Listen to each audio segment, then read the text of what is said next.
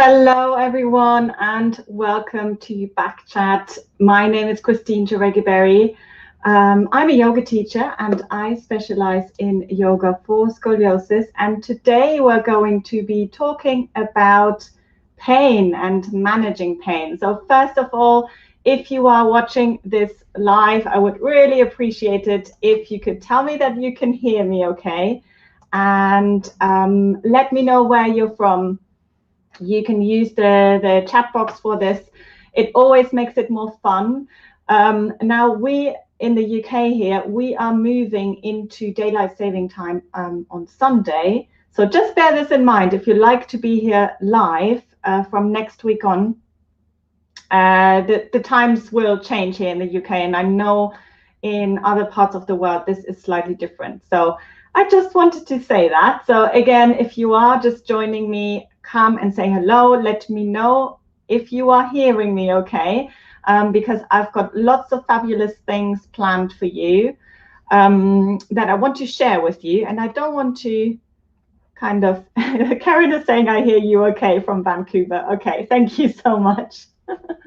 And I'm asking this because it has happened before that my microphone wasn't working. And this was a topic, the topic of pain was something that I covered a few weeks back. And I did have some technical issues. And also it was something that I thought we could kind of go into a little bit deeper. And it's something that so many of you always ask about. And I asked in the Yoga for Scoliosis community on Facebook as well. I asked you the question about where in your body can you feel the pain and what do you do about this, because I feel, and there are over 4,000 people in this group. So if you haven't joined it yet, make sure that you do join it, because there is always so much good advice. And obviously I can only share what I know, but I know that so many of you have got so much experience as well. And you might want to share what you have learned over the years.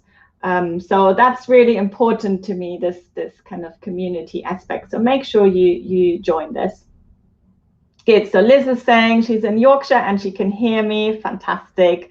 Hi, Joe. Joe and I had a session, a one-to-one session this week as well. So she's saying hello. Excellent. So let me know. And I will talk a little bit more about understanding pain, because I think that's quite important, and I am learning about a little bit more about the brain and neurology at the moment, which is super interesting, and I think that's really important to understand. But I do want to make it really practical as well, so that you've got something real kind of tangible to take away from this today and have some really good options of what you can do. So first of all, those of you who are here, you might want to let us know, first of all, where you usually feel the pain. And so it's basically the same thing I asked in the Facebook group. Where do you feel the pain? And then what are kind of your go-to things to do? So this was also something that came up in another session that I had this week with someone one-on-one, and she was asking me, I feel this pain in my ribs, or in this particular part of my body. Is this normal? So I think I feel with a scoliosis there is definitely a pattern, or there's definitely pain that comes up quite a lot, and I find that seems to be more on the convex side of your curvature, kind of a space in between the shoulder blades or underneath the shoulder blade is another area which always comes up, but it's still very individual. So don't feel like if nobody else has this type of pain that it's not valid, right? Pain is a way of the body to communicate with you. So that's very important. And pain can be super useful, right? Let's welcome pain. It's a good thing, right? Because it gives us information and it gives us some things it gives us input, things that we can do. And we need to know when things are hot so that we cannot get burned, right? So it is very important to be able to feel pain. So it's kind of changing our relationship to the term pain maybe a little bit as well, that it's not always a bad thing. But obviously, when it becomes a problem is when it becomes chronic, and when it's something that doesn't go away. So obviously, at this point, I do need to say that I am not a doctor. I am a yoga teacher, so I share with you, again, what I know and what I have experienced, what works with my clients, and what I have learned in research and all the different courses that I have been taking. But obviously, the first thing to do is speak to your doctor, right? And I cannot say this often enough. Make sure if you are worried about a specific type of pain, then make sure that you speak to your doctor about it. And there might be a very simple reason for it. So what I'm talking about here today is scoliosis, because I want to make it relevant to scoliosis. Scoliosis type of pain that can be something like it comes and goes, but it doesn't really go away, right? It's just something that is nudging, it's there, and it can be quite annoying. And just to give us some things to do. So I'm going to have a little look at the chat here to see who's here. So Reem's saying hello. Marilyn is from Houston, Texas. Good. Right. So Eternal Sunny is watching from Israel. My pain is on my right side and sometimes everywhere on my spine, even hot, cold, electric. Okay, this is some things you have been suggested, I guess. Pain is so bad, the tiniest pulse hurts when I'm out. Good. And Nancy saying my pain is on the convex side of left lumbar scoliosis. Please mention your best stretches for this. Good. So Nancy, I'm glad that you're asking this. And it kind of it depends. And again, I think it's really important to understand pain, and I will be going into this in a moment to be able to recommend the best things. But movement in general, here's a little hint, movement in general is a good idea. So do check out some of my practice videos where I do kind of go through some good movements that you can do. And I don't like the word stretch so much nowadays. I prefer release, because really that's what we want to do. We want to release the muscles. And stretching I associate with kind of pulling them further, which is not always helpful. But you might want to check out some of those videos, and there is a playlist for lumbar curves as well. Good. So Coach Emmeline is asking, how do you manage scoliosis during pregnancy? So I am going back to the topic of pain, but this is a really good question. And there is a back chat that I did. There are a few actually I did about pregnancy. So you might want to have a look back at this as well. But obviously the topic of pain might come up in pregnancy as well, right? Good. So Sue is saying my pain is in the right scapular area, the convex side of my curve. So again, we've got the convex side that definitely seems to be a common theme here.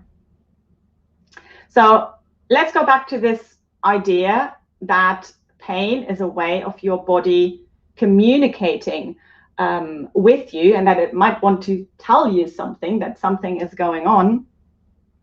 But then the way in which we experience pain is really, really complex. And it's not an easy thing to we cannot say, you know, this is what happens, and then this is what happens in the brain, and that's how I feel pain. It's a little bit more complex, and there have been many studies. We now know that emotions and your mental activity, your thoughts, play a really, really important role in the way that you might experience pain. Meaning, for example, Have you ever noticed that if you give something more, if you give the pain more attention, that it kind of becomes amplified, that it becomes bigger?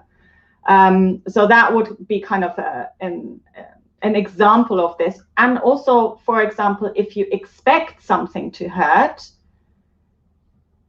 it might actually hurt even more. So again, there have been lots and lots of studies, really, really interesting studies about this. And there's one study with a mirror box, and where people are, they're not actually having their real hand there, but there is a rubber hand that is there on the table, and it receives input, and their actual hand is somewhere away from the body, and it also receives input until the brain associates this rubber hand as being yours. And then what they do is they smash the rubber hand with a big hammer. Even though it's not your hand, you still experience the pain. So really, really interesting about those connections. So that's one of the areas. The other one is the emotional part, and I really recommend this book called Healing Back Pain by John, I forgot his name now, John Sarno, I think it is. I need to look this up again. I think it's John Sarno, Healing Back Pain. And this is all about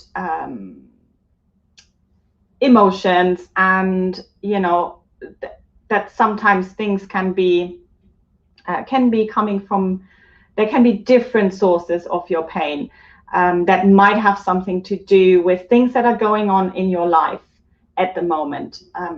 Going through a difficult time at work, going through a difficult time with your family. So that is just that there's definitely a direct link here with this. Good. Hi, Christina. Christina is saying hello. She's just coming in. Liz is saying her pain is unpredictable currently. Top of pelvis, at the back, also thighs, calves, and lumbar area. Good. So we can see here that the pain can come up in different parts of the body. As I just said, there can be different reasons. Pain is not always bad. It can be good. What we're talking here is about this chronic pain, which is not really, really useful. It's not like you need to have this pain to be able to avoid something. Even though that is useful, if you experience pain, for example, in a yoga pose, then that means that you need to do something about it. You need to probably do this differently. So let's talk about the somatosensory system, which is the system that is responsible for you being able to experience your body. And soma means body. So how you feel, what do you feel in your body? Do you feel hot? Do you feel cold? Feelings of sensations, the feelings of pain, things like that. And we can imagine this as there being lots of receptors in the body, everywhere in the body, and the nerves will carry signals that those receptors receive from the outside world. The nerves carry those signals to the spinal cord, and then from the spinal cord they get transported into the brain. In the brain, those signals will get interpreted and there will be an output. So for example, you pull your hand away because it feels bad. So pain is one of these things that can be, that is one of those interpretations of the signals that we receive. And there is something called the gauge control theory of pain. And I don't know if anyone has heard of this before. So I found that really, really interesting. So it's basically, and it's, again, we're talking about these pathways, receptors, spinal cord, brain, and the gauge control theory of pain, which they came up with in the 1960s. Originally, but it's still kind of being mentioned. But we're basically imagining gates, little gates, and it's more of a visual image, to be honest. There's not actual gates there, but we're imagining those gates in the spinal cord, and they can either be open and let through those signals and get to the brain, or that they can be closed. So if they are open, and if they are more open, we experience more pain, and if they are closed, then we experience less pain. And one of these, the theories is as well that those inputs, if there are kind of other non-painful inputs at the same time, they can actually close the gate and they can inhibit the pain. So isn't that great? So that means maybe we can control if that gate is open or if it's closed. And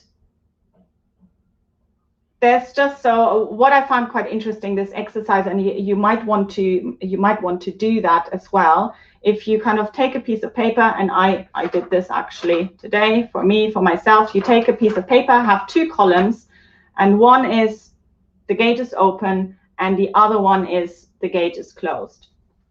And you write down in those columns which kind of things or what do you notice, what opens your gate, what basically makes you experience pain more.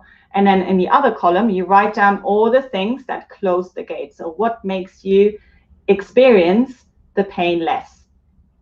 So for example, for me, opening the gate would be stress. And I mean stress in a negative way here. I know there can be good stress as well, but I mean like overwhelm, feeling of not being enough, not being good enough. I can't manage it all. I know that if I am in the state, I will feel more pain. Another one is having my period, right? Sorry to be very personal, but I know that during this time I will have more pain generally. I know that when I sit for long periods of time on the floor specifically, and I do a lot of Zoom sessions at the moment with all you guys, obviously, but I know that if I sit for long periods of time in an awkward position, I will have more pain. So that inactivity is another one. So doing kind of not moving around, that would be another thing that would kind of open my gate, and there will be more pain. Now, what is more important is obviously what will close your gate. So what are the things that could inhibit pain? And so another way to kind of to demonstrate this gate control theory of pain, for example, if you get hurt, let's say somebody pinches you, right? Somebody pinches you in the arm. What's the first thing that you do is you slap your hand on it and you rub it. You rub your arm, well, after telling the person off, obviously, for pinching you. But this is kind of our instinctive way of dealing with pain. So again, what is happening here? There is an input that is not painful that overrides the pain. So that is what's happening. So you rub it and it makes it feel better. So really, really interesting. So we have to think about all those things, obviously, that close the gate. And pressure could be one of them. So a little bit of pressure, applying pressure on the area could be one of them. For me, it's, so I wrote down, can tell you what I wrote down. I wrote down conscious breathing because I find that very helpful, just breathing and allowing for the body to breathe. And that has got something to do with relaxation. Again, I was mentioning before, what opens my gate is stress. So breathing and relaxation, we know this through the vagus nerve and all of that. It relaxes the body, it relaxes the whole system, and that could make your experience of pain less amplified. So that's what I wrote down. I wrote down a hot bath, so heat in general, and somebody else mentioned heat before, I think. I wrote down movement, yoga, So again, this is something that is quite a common theme. We kind of, and this has been proven in studies, that movement and sometimes doing things, actively doing things, can override some of these pain experiences, the kind of input coming through the spinal cord, through the brain, and that can help to relieve pain as well. I wrote down juggling and that's because that's something that I started doing this year, just in lockdown. I always found it quite interesting, but again, I told you I'm learning a little bit more about neurology and how the brain works, and I got really, really interested in this. And one of them is obviously the crossing over of the right and the left hemisphere of the brain. So I started juggling, and I'm not saying that you should all start juggling now to not have any more pain, but for me, it's something that I can focus on. So again, it's what do you bring your attention to? Is it the pain? Are you focusing on the pain? Or maybe you're focusing on something else that can override the pain. It's also something that is quite, for me, enjoyable, playful, fun. Again, that's more of an emotional approach. So we know that hormones, different hormones, oxytocin, for example, or dopamine, the love hormone, they can alter your experience of pain, and you can feel less pain if you feel those positive feelings as well. So that's what I wrote down, and I wrote down talking with my friends. So again, this would be kind of the emotional side of it. So it's just something that I found quite useful. So you might want to try that. So just to repeat, and if you missed my whole spiel about the gate control theory of pain, you might want to go back. But I basically just I have a piece of paper. I wrote down on one column what opens the gate, and then I wrote down on the other column what closes the gate. So opening the gate would be anything that makes your pain worse or that makes you feel pain, and then the closing the gate would be things that you can do to feel less pain. So let me know, guys, if so far this makes sense. I have some more things that I wanted to share with you, but let's see how everyone is doing right now. And it's just giving yourself a little bit of kind of a little bit more structure, rather than thinking about, I always I have this one go-to thing that I do for pain. That's good. Write it down on the closed gate column, but also think about the things that make the pain worse, and maybe thinking a little bit now with what you know now about thoughts, about emotions, possibly being linked as well. What are maybe, apart from the just the shape of your spine, what are some of the other things that are going on in your life? And sometimes just seeing an image of your spine, and I don't know if anyone can relate to this, can sometimes make it worse. So seeing that there is a curvature of your spine, and this is why most of you are here. Sometimes we then start to make this connection that, oh, because I have this big curve, I must be experiencing pain. And this is what I talked about last time a little bit more, is that there is no direct correlation between the degree of the curvature and the amount of pain that you experience. And Joe and I, Joe is in the chat here as well, we've been talking about this as well this week. So her pain, her curvature might not be very severe, but she does experience a lot of pain. Equally, I have got people that have a big curvature and that have almost no pain. So there is not always a direct link, and we have to take into consideration the whole of us, meaning the body, emotions, and thoughts. So it goes beyond the physical, absolutely. And this whole, this is why I found this this exercise quite useful to do, because it kind of gives you the bigger picture, and it gives you a few more options. So let's see what everyone else has got to offer here. So tell us what you do for your pain. So what are some of the things that close your gate? What are some of the things? And I just want to share with you as well what I learned today about ice and applying ice, because apparently that's not a good idea. Good. So Jane is saying pain in the right thoracic area. I go to acupuncture, massages, also take medical marijuana. Doctors just prescribe orthomeds. Yes. So, you know, again, I'm kind of thinking that you are here because you do not want to take lots of painkillers, and you want to find some alternative ways of dealing with this. Good.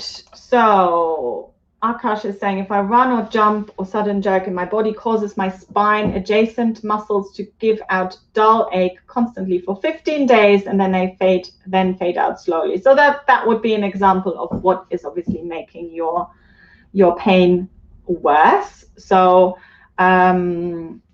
great. So you've got some information. That's always what I would say when somebody tells me they experience pain. I say, fantastic, great. It means that you are alive, first of all. And second of all, it gives you some information. Again, coming back to this idea that pain is a good thing. Your body is communicating with you. So it wants to tell you something, and it might tell you not to do what you're doing. For example, Nancy is saying, my pain is worse when driving for long periods of time. Now, we cannot always avoid doing things. So she might have to go somewhere, obviously. So she cannot say, well, I'm just not going to drive anymore, which is why why we need to fill up our toolbox with things that we can do. So what Nancy could do is, after a long, well, first of all, she could look maybe at her positioning and her posture in this when she is driving. So what could she do to have a little bit more support, maybe having some support in her lumbar spine, for example. And then what can she do afterwards to reset? What can she do afterwards to release the body again? Good. Christina is saying tense machine and breathing. Yes, and for me, so I you know, those of you who have been listening regularly, you know that I talk about this. I did experience quite a lot of pain in my teenage years from scoliosis. So pain has always been kind of a part of my life, and I definitely tense machine was one of the things that I started early on. But what I wanted to say, because somebody asked about pregnancy as well, is the real test for me was childbirth. So I don't know if, you know, what your thoughts are on this subject, but I'm sharing my experience here. So childbirth was for me the ultimate test of dealing with pain. And I did hypnobirthing, and I don't know if anyone else has got experience with it, because I was quite scared. I was quite scared of giving birth, and I thought, you know, scoliosis probably doesn't make it easier, and maybe it's making my pain worse. So I kind of thought, right, I need to be properly prepared, and I had this kind of instinct that this is something that is happening in my brain very much. So hypnobirthing, for those of you who don't know, but it's a way of hypnotherapy, that where you basically brainwash yourself, and in a good way. So it's all about like lots of positive affirmations and changing that relationship to birth, and seeing it as not something, oh, it's just going to hurt and it's going to be terrible, but it's going to be, you're going to have a baby at the end, right? So there's a positive outcome your body is designed to do this. Your body is designed to be able to give birth.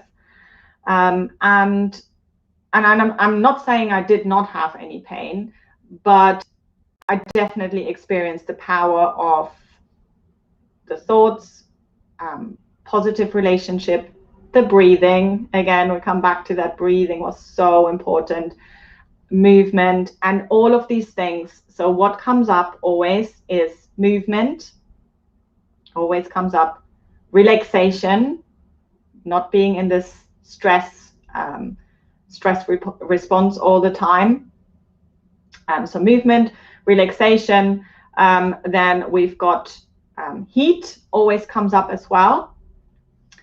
So applying heat can be, again, this is the gate control theory. If you apply a positive input at the same time, it can override those pain receptors, basically.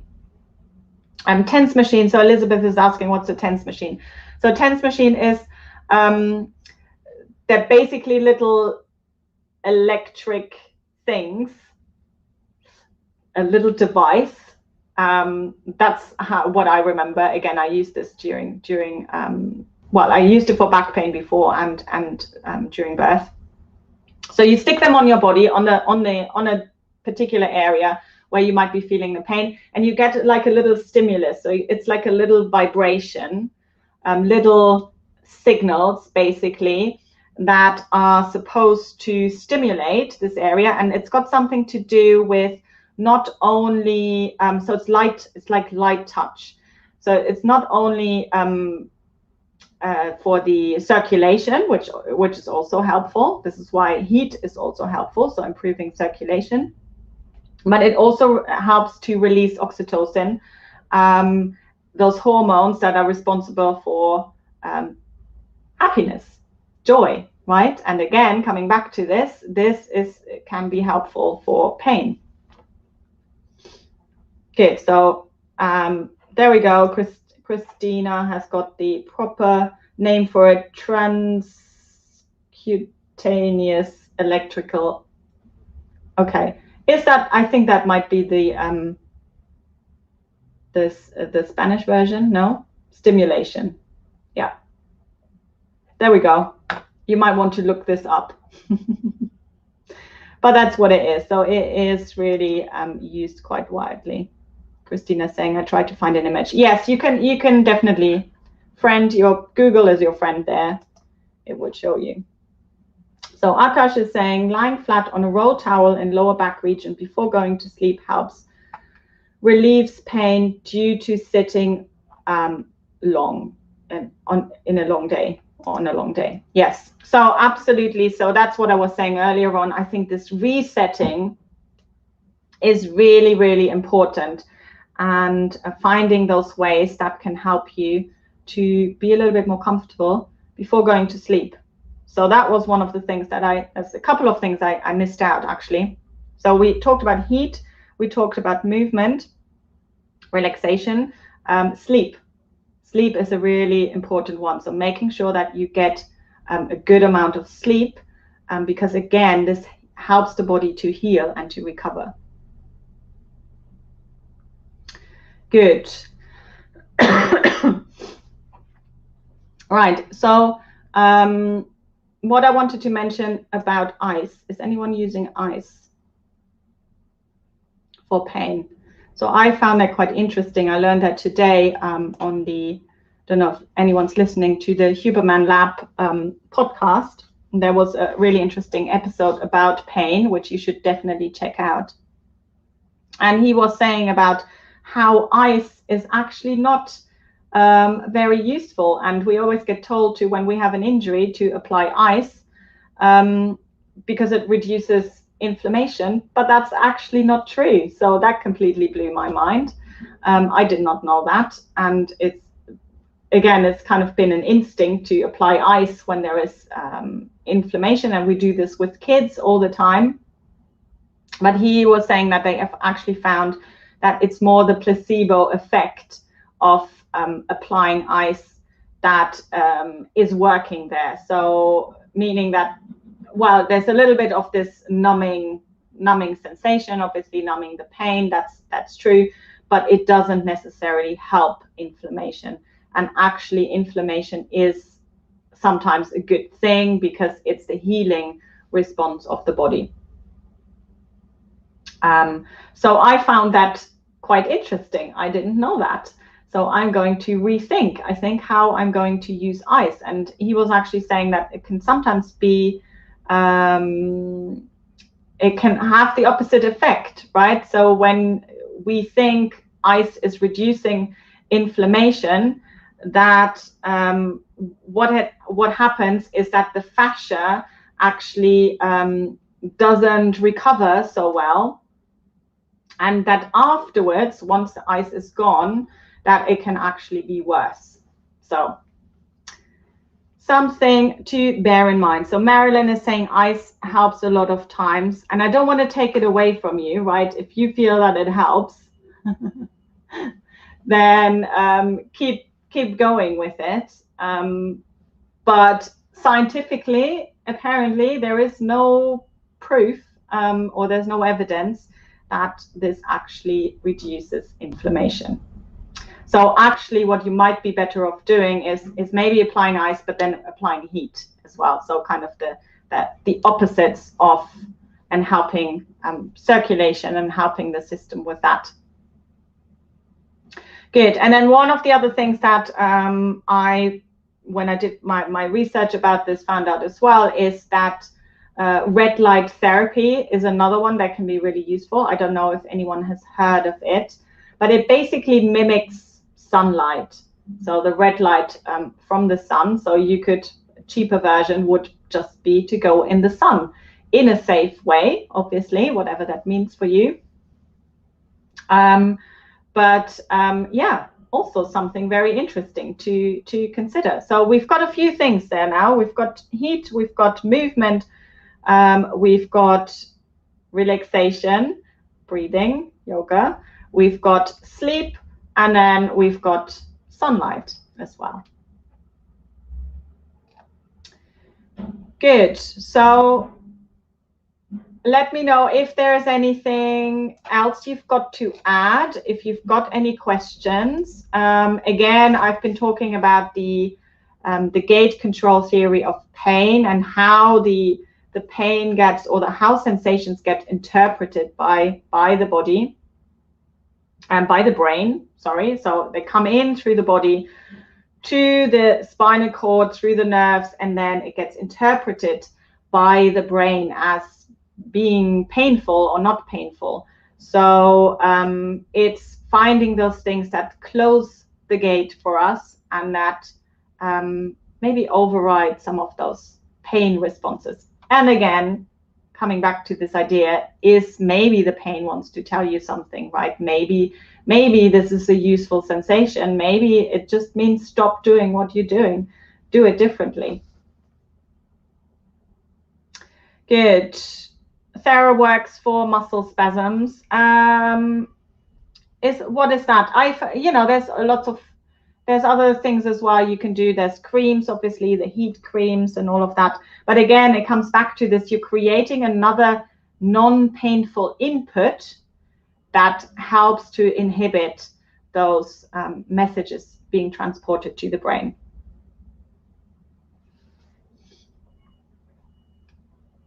Good. Lovely, guys. So I'm just looking back. So Elizabeth is asking, does stretching help with pain?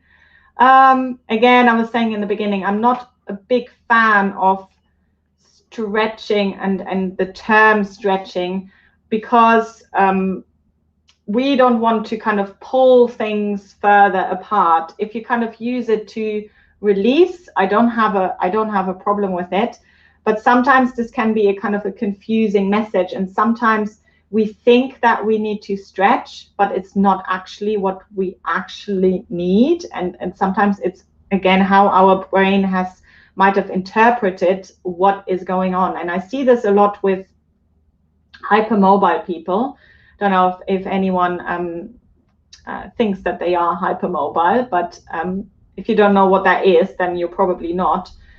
But hyperflexible people, for example, think that they need to stretch certain areas and they think that they are tight, but that's not actually what is happening. And what if you then stretch on top of that, it can actually create more instability. It can actually make it worse.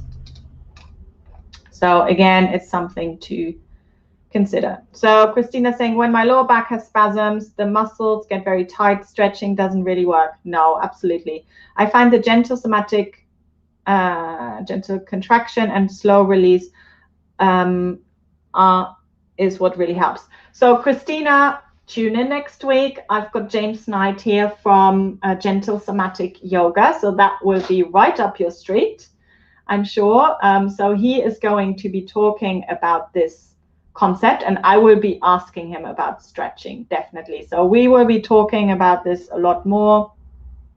I'm sure he will go a little bit more into the neuroscience as well, about this topic, and I thought today might be quite a good kind of way in, and then we're building up from that next week as well. But I just wanted to tell you that my course, my online practice transformation, is open now for registration, and we start on the 9th of May. So if you want to be part of that, it's a 4 weeks online program, online course.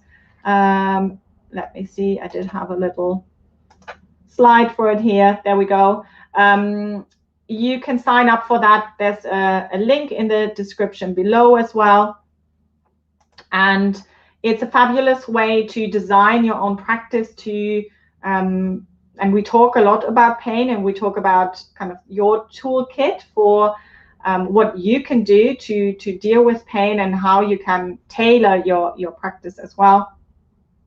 So that's open for registration. The first 15 people to sign up will receive a free one-to-one session with me. So if you are thinking of signing up, make sure that you sign up quickly, because then you will be in for the free session as well.